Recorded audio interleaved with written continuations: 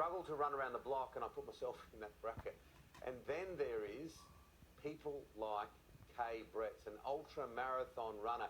He shares his physical and mental challenges in Turning Right. It's a new book. He's inspiring readers. Kay joins us this Easter Saturday. How are you, Kay? Good morning. Great to be here. How many Ks have you run this morning? Well, given that it's early, I had an early start and just got 14 kilometres in. So to be ready for you. Just 14 kilometres. Tell us more about the sport of ultramarathon. I started running, so marathons probably in 1998, and then 20 years later I noticed that it just wasn't fulfilling anymore, and I stepped up to running longer than marathon distances and absolutely thrived on it. For me, it's really about testing the limits and seeing what is possible out there, and just immersing myself into completely unknown situations. So the kind of races I'm doing are up to 350 kilometers, and just before the world, before the world went into lockdown, luckily we still had the chance to go to the World Championships with Australia for the 24-hour format. So there you just run around in a circle for 24 hours and see how far you go. And so that's what I do. Yeah, well, you do very good at it as well. Now, Cliff Young put ultramarathon running on the map here in Australia in many, many ways a number of years ago with the Westfield Ultramarathon. How much has the sport changed since then? I think it stays very a mental challenge, so that hasn't really changed. Obviously, there's always new elements in terms of gear and kit. I personally, while that is important to somehow go with the times, I still think in the end it really is won and lost in the head of really what it's the stories we tell ourselves, and that's where I get so excited, because it's applicable beyond running. And there, I think when you look at the world record for 24 hours and above, which are all pretty much held by Yannis Kouros, they haven't changed for decades.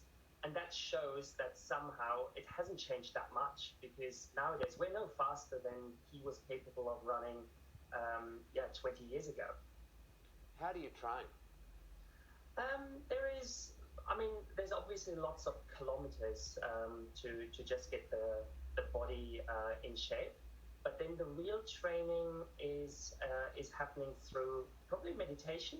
So I do, today before I went for my run, I had an hour of meditation, and that helps me to really see things a bit more from a higher perspective.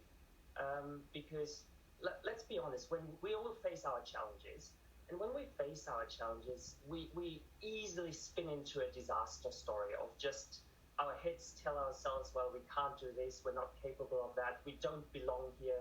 That was a big story I told myself when I tried to qualify for the Australian national team. And when you tell yourself, I don't belong here, well, guess what? You won't belong there. And through meditation, I noticed that I get a bit of a distance to the story I'm telling myself. And that has really, step changed everything what I do, even beyond running. It's a great message for young people as well. Resilience, not only in sport, but in life. But we're speaking specifically about sport here. And that's the key to it, isn't it? If you actually believe, you really need to be resilient, because there's going to be someone that says, oh, you're not good enough, or no, you don't make this, but then you need to use that as your motivation to do better, to get better, not bitter. Absolutely. I couldn't agree more. It's all about reinventing ourselves. So for decades when I was running marathons, I was so focused on skills, and I was questioning how much talent I had. And in that kind of mindset, it's easy to be motivated not to fail. So it's all about avoiding failure, and that in itself doesn't give you great results. And then when we reinvent ourselves and really find what is driving us and how can we thrive, then it's all about success. And I don't mean success in terms of how fast necessarily. Success can be in multiple ways, even overcoming those kind of limiting stories we tell ourselves. That's success for me, of just saying, let's discontinue those old stories, leave them behind, and move on. Yeah, and you don't listen to other people's stories sometimes too if it's negative. Tell us about the new book because it's exciting and you've put it all into print. Absolutely. So it looks like yeah, there you go.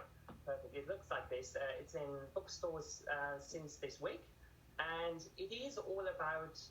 I've written it for people who are just expecting more from life. So you don't have to be a runner to read it. It's as much as a business book, as a running book, as a what are you capable of when you when you embrace your challenges in life in general.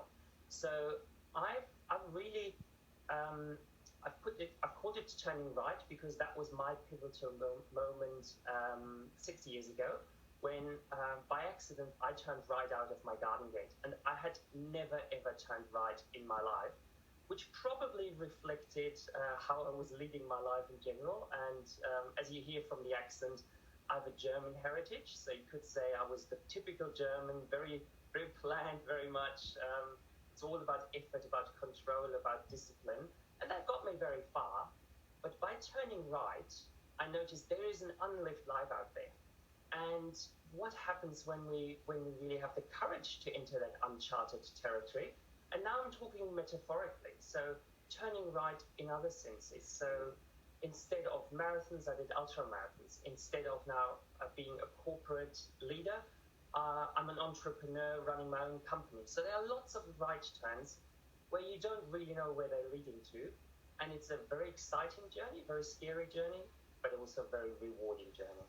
Yeah, and that's what I put in the book to inspire the readers. Yeah, we look forward to having a read, and there's nothing quite like aspiration, inspiration, all those other words right at the moment, because it's been a pretty dark time. Thank you so much. Keep on running and have a wonderful Easter weekend. Has been a pleasure. Thank you.